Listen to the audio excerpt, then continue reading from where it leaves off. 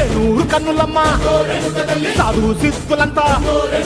సాగిల బట్టరమ్మ మహారాజు రాజులంతా మొగారిల్లిరమ్మ